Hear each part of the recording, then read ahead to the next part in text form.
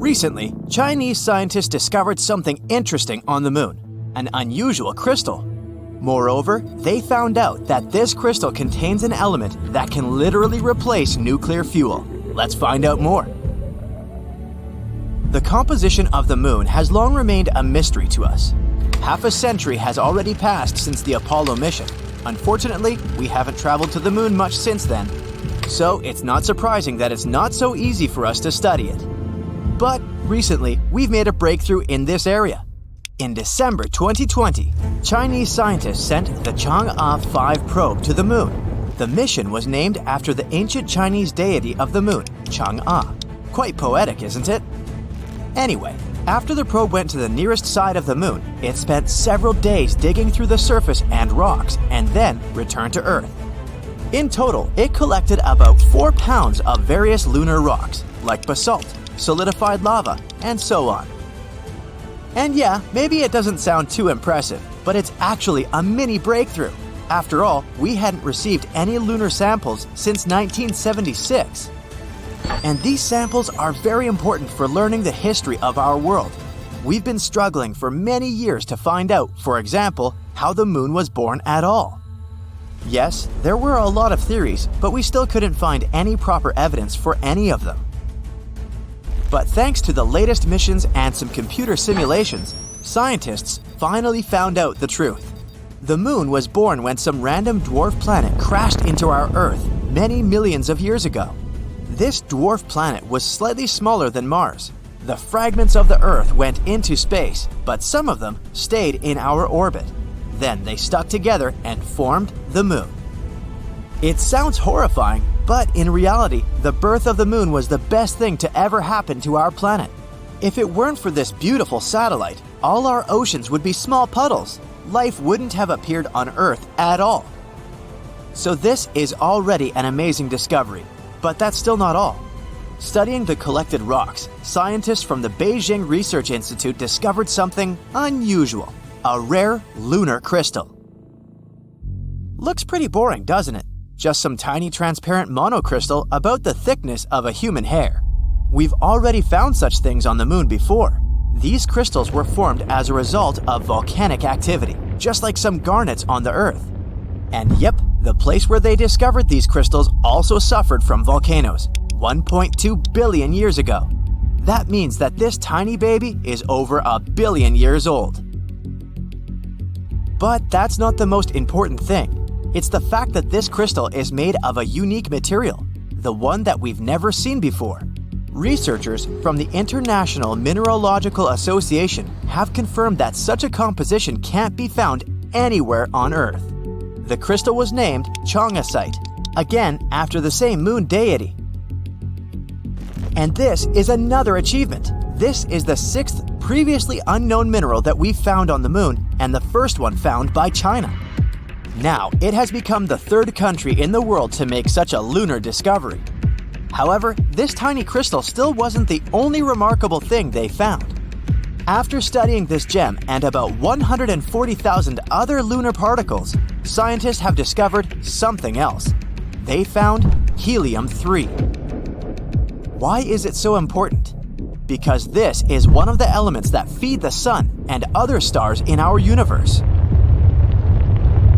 We tend to say stuff like, put out the sun is burning, and so on. And this is one of the reasons why many people actually think that the sun is a huge fireball. But it's not. Its burning is actually a completely different process, which is called nuclear fusion.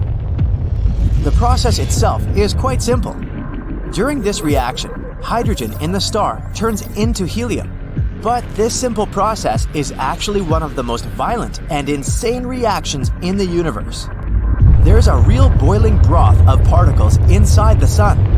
The hydrogen nuclei that jump and rush there are constantly repelling each other since all of them are positively charged. And so they could continue to boil and chill around without bothering anyone if it weren't for the stars. The stars turned out to be cheaters. They have such strong gravity that they basically grab billions of these little atoms and squeeze them together. Combining with each other, these atoms create new heavy elements, like the mentioned helium. And when this happens, they throw a lot of energy into space. And that's how the sun burns. At the same time, it spreads so much energy that we can't even imagine. Okay, so what is helium-3? Well, this is an element to which even the sun can say, "Whoa dude, you should calm down." The fusion of helium-3 atoms releases even more energy than in typical nuclear fusion. And most importantly, it doesn't pollute the atmosphere with harmful things like radiation. We have very, very little helium-3 on Earth. Its prevalence in our atmosphere is about 1 in a million. And besides, it's constantly trying to escape from us back into space. Probably feels some bad vibes from us. However, scientists have recently found out that there's a place that contains a lot of this element. Yep, you guessed it, it's the moon. We think that there's more helium-3 on the moon than on Earth because of the solar winds. The sun has been hammering on the moon with its helium-3 for billions of years, so now it's all over the place. It's still not too much if you compare it, for example, with Jupiter or Saturn. But don't forget how much energy it can release. For your information, with only 25 tons of helium-3, it's possible to provide America with energy for an entire year. Now, there are 35,000 tons of it here on Earth, and more than 1 million tons on the moon. Only these sources could feed the entire US for thousands of years. So basically, in the future, helium-3 may become a new source of fuel. And it's better than nuclear fuel in basically everything. Helium-3 won't leave any harmful waste and radiation. It's more powerful and not that dangerous. In other words, this environmentally friendly and efficient energy could be a revolution for our planet. Sounds cool, huh? So, what are we waiting for? Grab the shovels, you might say. But there's a little problem here. Unfortunately, we haven't yet come up with anything as wildly strong and hot as the stars. To use helium-3, we need crazy temperatures and pressure. We need a thermonuclear reactor, and we have no idea how to build it, yet. And even if we could heat it up to such temperatures and get the needed pressure, we still don't really know how to handle helium-3 correctly. Therefore, even if we have an infinite amount of helium-3, we still won't be able to use it. But still, there's a great power behind helium-3, so it's not surprising that different countries have already started a race for nuclear resources. Now that Chang'e 5 has discovered a new helium-3 deposit on the nearest side of the moon, this race can become downright global. For example, China already plans a new lunar mission in 2024, Chang'e 6. During this mission, they want to collect the first samples from the far side of the moon. As you can see, finding this lunar crystal was very important for us. These crystals can help us find new ways to create helium-3. And if we manage to do that, humankind will enter a new era. But to do this, we still have to solve a number of problems. How to deliver a bunch of these lunar crystals to Earth, how to make them produce energy, and so on. Let's hope that in the future these issues will be resolved and we'll find a way to produce clean, safe, unlimited energy. Back when Apollo missions were launched, astronauts returning from the moon claimed that moon dust, the gray sand-like dust covering much of the satellite surface, smelled and tasted, yes, they actually tasted it, like gunpowder. What the stuff moon dust is made of is nothing like gunpowder. About half of its composition is silicon dioxide glass from impacts with meteorites. They hit the surface of the moon at incredible speeds. Whoa! The high temperature makes the topsoil fuse into glass, and the impact shatters it right afterwards, creating the gray and clingy dust. The rest of moon dust ingredients are minerals such as iron, calcium, and magnesium, while old-fashioned gunpowder consists mainly of saltpeter, charcoal, and sulfur. In other words, moon dust shouldn't smell like gunpowder, but it does. Besides, when astronauts brought samples of it back to Earth, there was no smell left at all. One explanation could be that the moon is similar, in a way, to Earth's sand deserts, like the Sahara. It's extremely dry and arid. When you sniff the air in a desert, you don't smell anything. But if you get caught in the rain there, the moisture will raise all kinds of odors from the ground that were previously trapped in the dry sand. With moon dust, it might be similar. While on the surface of the moon, it doesn't smell at all. Not that the astronauts could sniff at it wearing their spacesuits, though. But when brought back inside the landing module, the dust came into contact with moisture in the air and started emitting its strange odor. Another reason for this could be a reaction of moon dust to the solar wind. Ionized particles from the sun hit the bare surface of the moon and stay there. There's no thick atmosphere to protect it from those ions, so they travel freely right to the ground. They're very lightweight, so they can fly off and sort of evaporate from the slightest of nudges. And when astronauts took the moon dust samples to the landing module, those particles could have started moving around and giving off the specific smell. This might also explain why the samples didn't keep their odor when brought back to Earth. Since the particles are so light, they might have flown off the samples already in the landing module, and when they were placed in airtight containers, there were little or no ions left on them. Another explanation is that those airtight containers weren't so airtight after all. Moon dust is basically very small crystals with extremely sharp edges. They unexpectedly made tiny cuts in the seals, letting in air and moisture, and so the ionized particles leaked out of the containers. Scientists believe they should study moon dust on the surface of the moon itself to find out everything about its properties. Now, there are hundreds of thousands of craters on the surface of the moon made by falling asteroids, but one of them drew a lot of attention.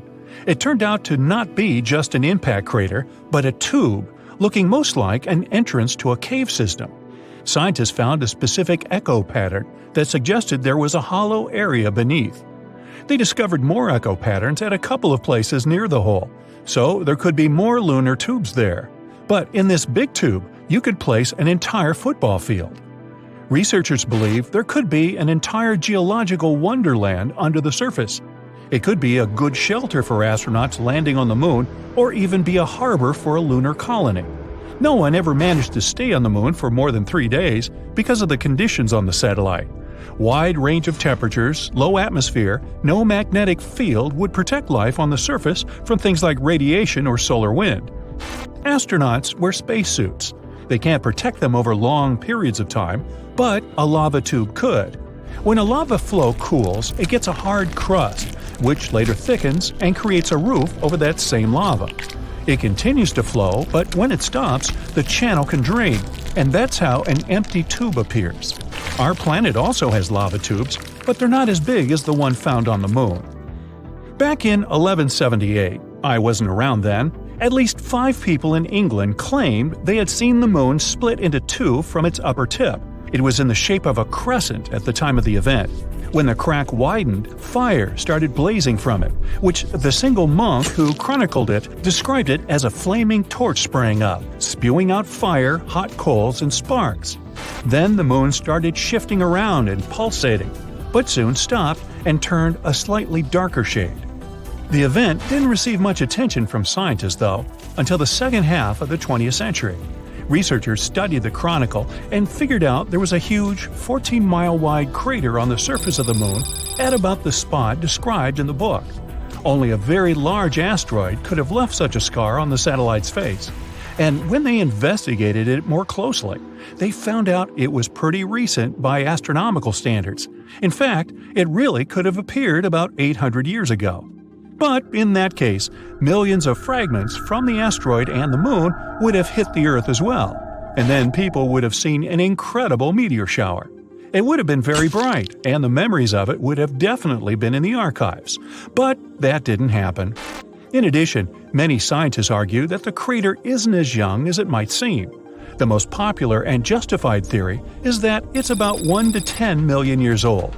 If it had appeared as recently as 800 years ago, parts of the surface of the moon in and around the crater would still have been warm from the impact. The most likely explanation of what really happened back in 1178 is that observers were extremely lucky to see an asteroid falling towards the Earth and burning in our planet's atmosphere. The spectacle would have been incredible, and seen from a proper angle, the burst of the asteroid could have really looked like it was the moon exploding. That would explain why there were so few witnesses of the phenomenon. The right spot to see the show, as they did, was only a couple of miles wide. As for real events on the Moon, water and oxygen were unexpectedly discovered on it not long ago. Water might have been brought to the satellite by asteroids hitting its surface, many of them carrying H2O molecules, and those that are left on the Moon in tiny amounts after the impact. There's precious little water there, though. By comparison, even the Sahara Desert has more of it than the entire Moon. Oxygen is also present as separate molecules floating around, so you still can't breathe on the Moon. Solar wind brought them there. Waves of energy from the Sun travel at extremely high speeds through space, scrape oxygen from the upper parts of our atmosphere, and carry it further. Eventually, the wind with the oxygen molecules reaches the Moon. And that's where something incredible happens. The Moon starts rusting. There's plenty of iron in the lunar soil, and when it's exposed to oxygen and water, it naturally rusts. Some parts of the Moon have actually already turned slightly reddish. They're regions where there's the highest concentration of molecules. If this process goes on long enough, in the distant future, the Moon will look like Mars. It will turn orange-red. Yes, the signature color of Mars came exactly from the corrosion that began there thousands and thousands of years ago, when there were rivers and seas with water and an atmosphere with oxygen. Another unusual phenomenon is the blue and red lights on the Moon. They can be seen when it's crescent-shaped. The flashes come and go very quickly, almost like lightning. And in fact, that's what they basically are, electric bursts. Tidal forces are to blame for this. They cause mechanical stress buildup in the rocks. This can produce an electric field, which creates the blue flashes that have surprised many amateur astronomers. But still, there's so far been no green cheese discovered there, or moon pies for that matter. Disappointing, I know. Now, what would Earth look like if it was the only planet in the solar system? Or, what would happen to our planet if the Moon went missing? Or, what if dinosaurs had never gone extinct? We've all heard the story. Over 66 million years ago, a big asteroid hit Earth. Almost 75% of creatures that roamed the planet at the time were wiped out in mass extinction. Among them, dinosaurs. Tyrannosaurus, Triceratops, Velociraptor, all gone. But because of that, we're all alive. According to science, the human race was developing more safely without these gigantic creatures hunting us. But what if that asteroid had crashed to the ground a few miles away from the place where it fell? What would the world be like today? Imagine walking down the street to your local supermarket and coming across a truck-sized T-Rex. Could that ever happen in this alternate universe we're talking about? Well, dinosaurs would have had to survive a lot more than an asteroid to be living nowadays. About 55 million years ago, the temperatures on the planet rose. The climate became 14 degrees Fahrenheit hotter than it is today. Rainforests flourished, and vegetation was abundant. In this scenario, herbivore dinosaurs would have likely thrived. But they would have started to look a bit different. Plants started growing during that time period were not very rich in nutrients. This means that dinosaurs would have probably shrunk in size, not having the necessary energy to grow all the way to their full size. Then, about 34 million years ago, South America and Antarctica split, which resulted in a cooler and drier climate. During this period, long-legged dinosaurs would have been the ones to survive. At that time, animals had to travel long distances to hunt, since seasons started to affect the availability of food and water. Compared to the mammals of that period, dinosaurs would have had significant advantages, like having more teeth or better eyesight. And speaking of mammals, some of them probably would have never evolved. That would have become dinosaurs' breakfast first. By the way, did you know that some dinosaurs live among us today? Think pigeons, or birds in general. They've all evolved from dinosaurs. Now, I bet you've heard once or twice that we use 10% of our brains. If this was true, what would happen if you used 100% of our brain? Would you be able to compose a symphony?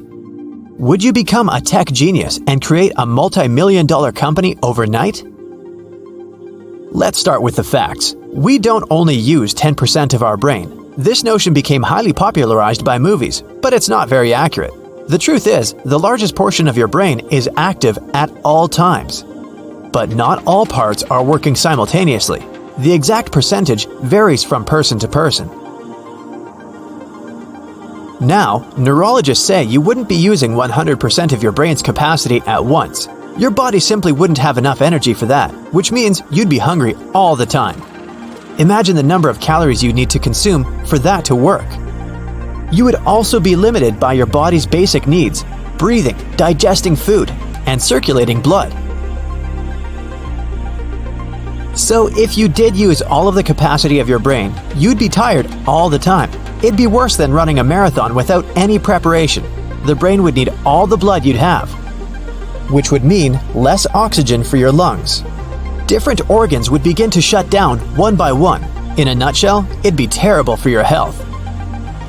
By the way, some researchers have estimated that more than 60% of the brain is composed of something that is called neural dark matter. In other words, this dark matter consists of neurons that have no apparent purpose or simply don't respond to common stimuli. Marathons are some of the greatest feats of strength and endurance in the world, but what would happen to your body if you decided to run a marathon without any training? The statistics are overwhelming. Nearly 50% of participants drop out of the race before crossing the finish line. A regular marathon is 26 miles long, and if you're not used to physical activity, it's a great challenge. You'd probably be able to run the first mile without any serious problems, but breathing loudly and heavily through your mouth. By the third mile, your body temperature would skyrocket, and you'd feel as if you have a mild fever. You'd most likely give up here, but if you decided to keep going, you'd have to trick your mind and body into running another 23 miles. By the 20th mile, you'd hit what is known as the wall. Your body would have burned all your reserves of glucose, and you'd get extremely tired. Even experienced runners often go through this stage. By the end of the marathon, you'd be promising yourself to never do this again. You'd leave the race with at least a few cramps and many food cravings. Now picture this. It's a clear, beautiful night. There are no clouds, and you can see two of the brightest planets in Earth's sky blinking up there. Those are Mars and Venus. Now, have you ever imagined what would happen if Earth was the only planet in the solar system? If the other planets never existed, things would be really different for our Earth. The planets in the solar system work together, keeping one another in certain place with their gravitational pull. Now, if Mercury or Venus ceased to exist, Earth would drift closer to the Sun. Our atmospheric temperature would become similar to that on the surface of Mercury, 800 degrees Fahrenheit. This would make life on Earth impossible, but if Jupiter or Saturn disappeared, Earth would most likely drift further away from the Sun, and its temperature would drop to below -200 degrees Fahrenheit. If life managed to survive in such circumstances, it would probably be aquatic.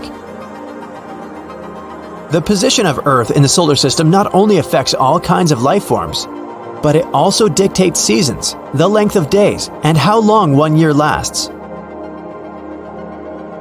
Now, when we say no other planets, we mean no moons either. So, what would happen if one fine day the moon just disappeared? That would have catastrophic consequences. The moon has the largest influence on Earth's tides. In a moonless universe, tides would shrink by about 75%. This would greatly affect crabs, mussels, and sea snails that live in tidal zones. This would consequently disrupt the diet of larger animals. Eventually, it would affect entire coastal ecosystems.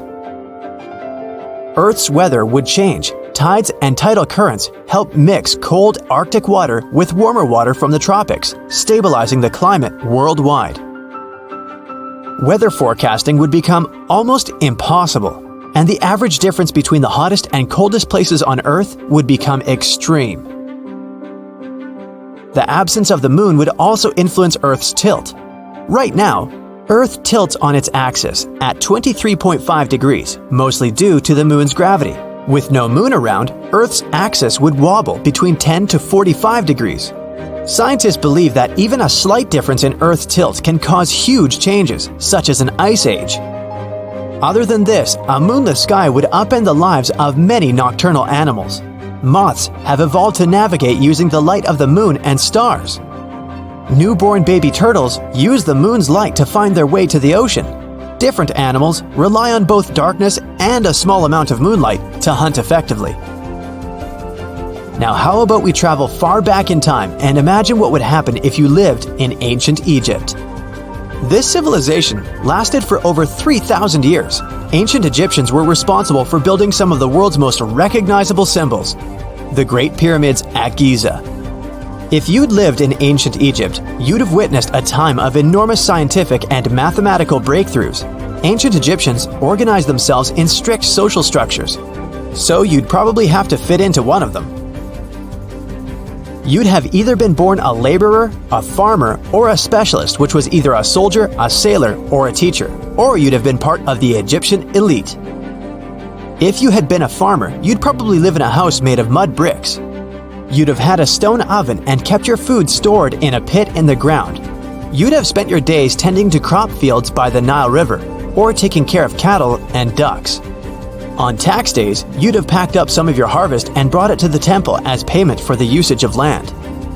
If you'd been a member of the elite, you'd have spent most of your days in banquets. You would have adorned yourself in gold and semi-precious stones, displaying all your wealth. If you had lived in ancient Egypt, maybe you would have been one of those who invented tables. Yep, before the Egyptians, there was no such thing as a table. This invention appeared as a way to keep food off the ground.